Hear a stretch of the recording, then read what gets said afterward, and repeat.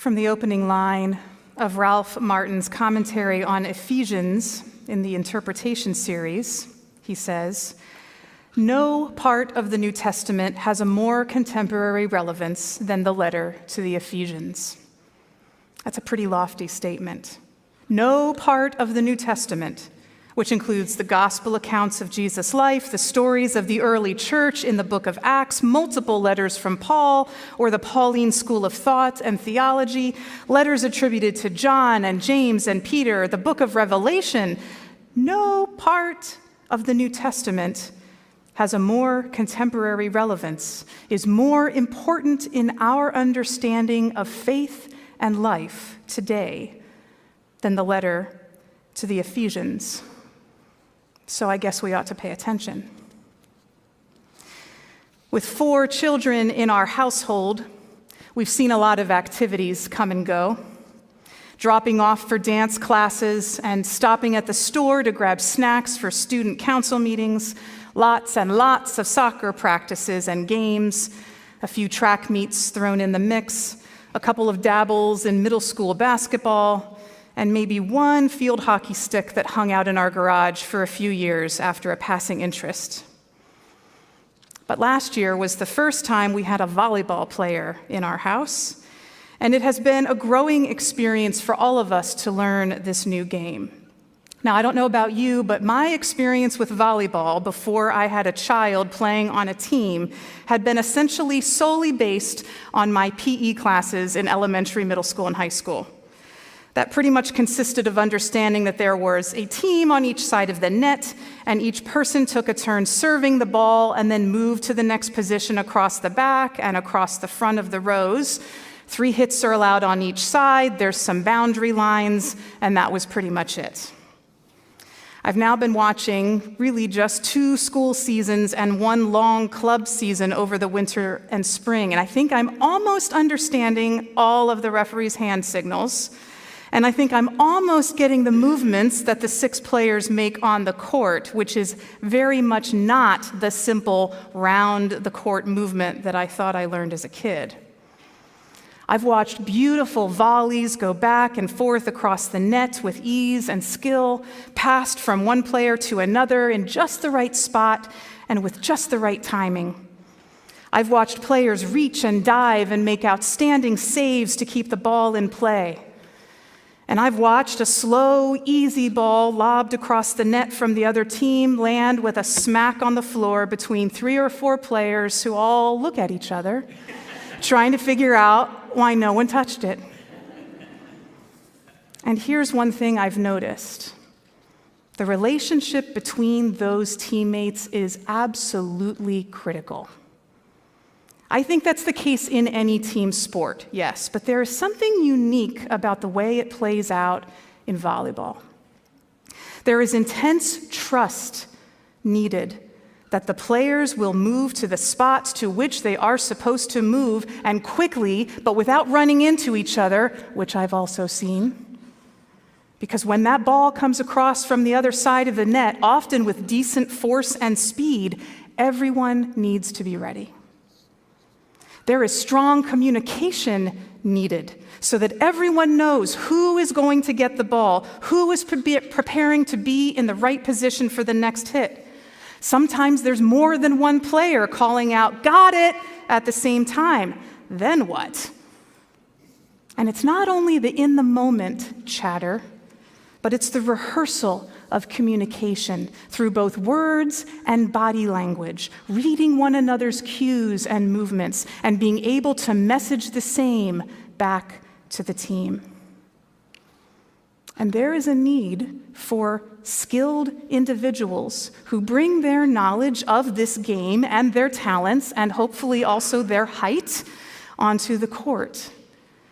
But there is also the need of awareness of when to step back, when to let the other player get the ball, when it's going out of bounds and you shouldn't try, when to change up the planned move so that it benefits the whole team, not just the self. Ephesians is, of course, one of the letters in the New Testament attributed to Paul. Some letters are more likely to have written by Paul himself, and with others there is less certainty. This is one of the latter, and it seems most likely that it was someone writing in the stream of Pauline thought and understanding later. While most of the letters attributed to Paul are thought to have been written to a specific early, newly forming Christian community that was growing and developing and trying to sort out how to be in their world, this letter attributed to the community at Ephesus is more likely to have actually been written to Christian communities more widely. The author of Ephesians does not seem to be addressing specific issues in a specific place, as is the case in several of the other letters. So this is more likely a universal letter to be circulated to many ancient churches as a means of encouragement and more general teaching.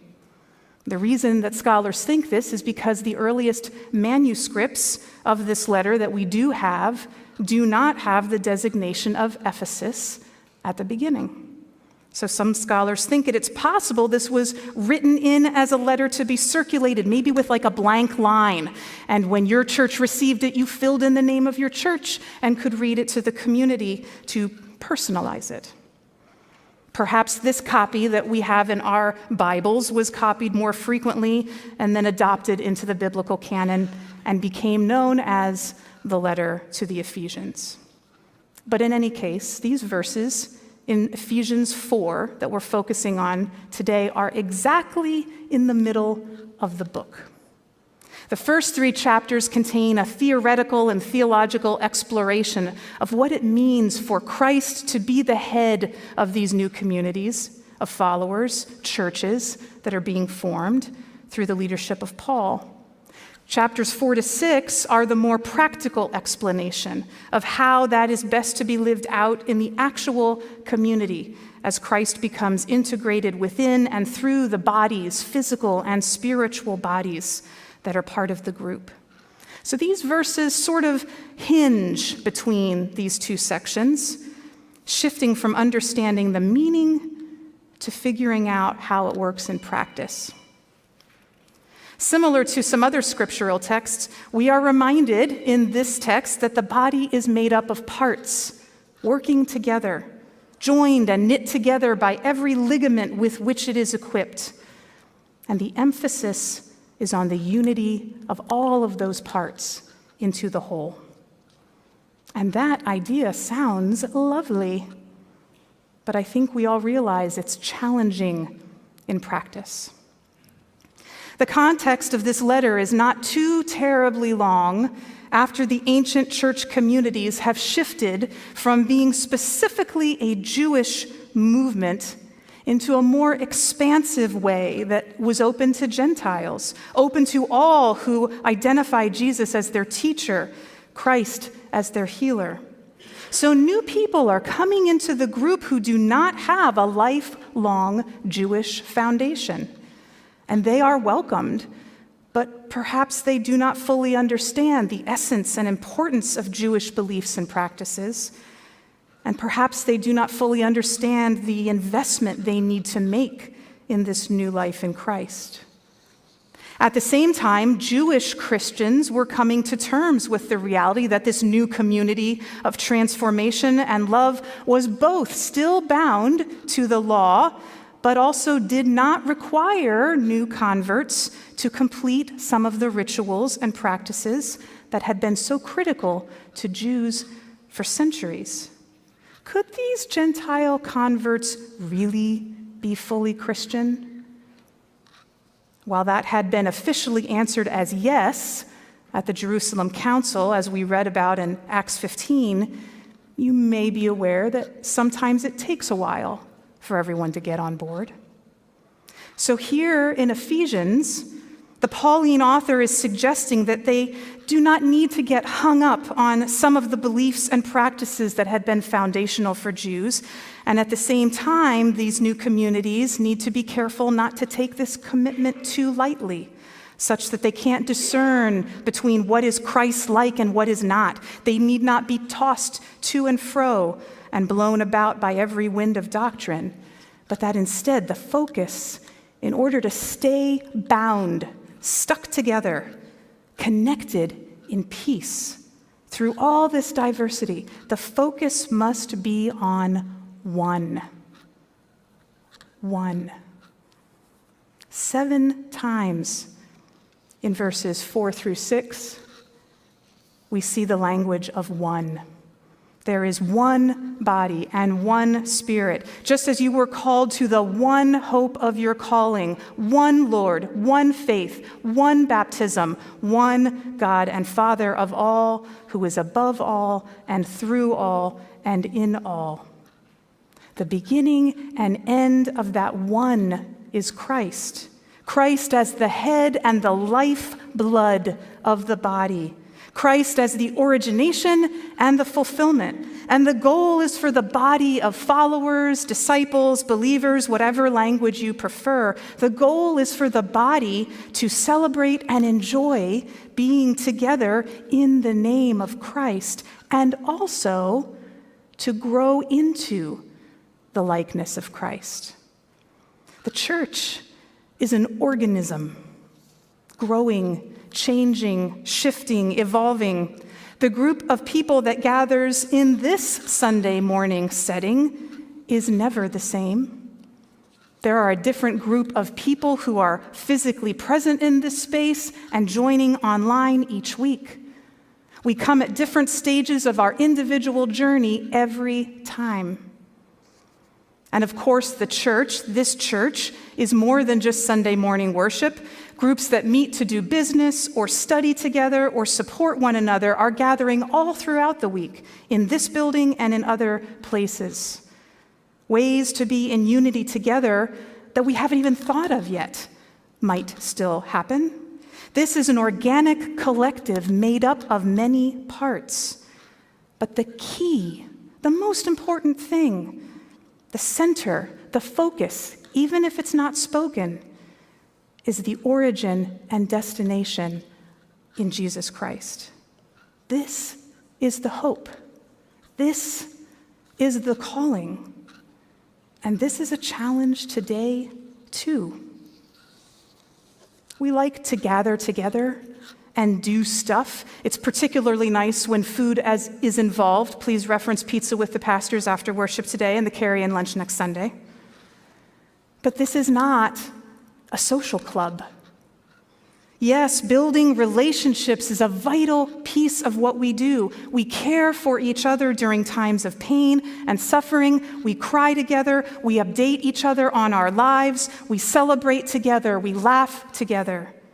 Yes, addressing social issues that affect neighbors both within and outside of this congregation is a vital piece of what we do. We are interested in inclusion and justice for those who have been marginalized and othered, recognizing that each person has value, each voice is important. And yes, we have business to do as we care for the gift of this building, this land, these rooms, this technology, this financial budget. We have to be wise about its use, both for those who call this their church and others who use this space throughout the week, the child care center, the nursery school, attendees and guests at various gatherings. And we do all of this because of, based in, emerging from Jesus Christ as model and leader of this faith movement. We do all this because we are steeped in a tradition of Christian understanding that finds it critical to both learn and grow as followers of Jesus individually and as a collective. We care for each other, build relationships, address social issues, tend to our building and our funds, practice rituals of Christianity that are sacred and meaningful because we understand that we are founded and formed by Christ, in Christ, with Christ. We do all this because we believe with all of our heart and all of our soul and all of our mind that Jesus did indeed demonstrate a path that leads to life instead of death, a path of transformation that is always possible, a path that brings people together to rely upon one another, one not greater than the other, all with contributions and gifts and quirks and struggles, all with an openness to the possibility that there is something more than this moment and this time and this place. The mystery that allows us to be simultaneously unique and authentic and also an integral part of something that is bigger than ourselves. That, Paul says, I think, is what unites us. And it is so easy to forget that in the midst of a world which calls us to prioritize personal opinion and preference, to base our identity on a political party or candidate, one version of Jesus or another, to choose this or that, here or there, now or later, us or them. Like a volleyball team on the court, I think we too, as a church, need to foster some particular characteristics, individual skills and passions that we bring to the game, but the humility to be aware that one of those skills is knowing when to yield to another player. Trust in one another, strong, bold, fearless communication, a willingness to sub in when someone else needs to step out, a gentleness of spirit and word grounded in Christ's love and ultimately and primarily and always focused on the oneness of the group, always open to including and inviting others with kind coaching and invitational guidance, sharing and hearing from each other and to each other wisdom and understanding. Do we have these qualities? Are we working on developing them further, both as individuals and as a group? Individual players strengthen in what we call faith formation, which is not a time or a day, but an act. And this is not done only to improve oneself, to become greater, better, stronger. In the model of Christ, it is to become one with the fellowshipping community. And this community is inseparable from its head, its lead, its goal, its hope, Christ. The church community is actively living out the now and the not yet. The church was envisioned and established and created specifically as the unity of people with Christ. So it is already that. And also, we're not all the way there yet. There is much work to be done to be fully that, to be fully the unity of people with one another in Christ. That is the one hope. The irony is that the one hope is already established in the church, and also it is that to which we are striving, reaching, growing, now and not yet. Next week, we will be having communion during our worship service. All who find themselves bound together, knitted together in the love of Christ are invited, whether you are a member of this congregation or not. We will be taking communion differently than we normally do, through intinction, which means we will dip the bread into chalices of grape juice at stations around the sanctuary.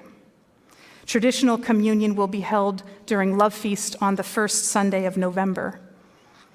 But next week, on World Communion Sunday, as we begin a 6-week series focusing on the principles of Kingian nonviolence, we will hold the bread as we consider how we might be courageous people that are part of the beloved community centered in the hope of Christ.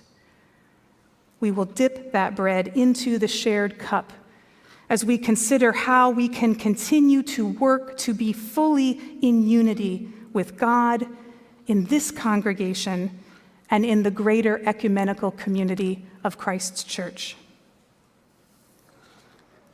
From the Message paraphrase by Eugene Peterson, you were all called to travel on the same road and in the same direction, so stay together, both outwardly and inwardly. Everything you are and think and do is permeated with oneness. May it be so.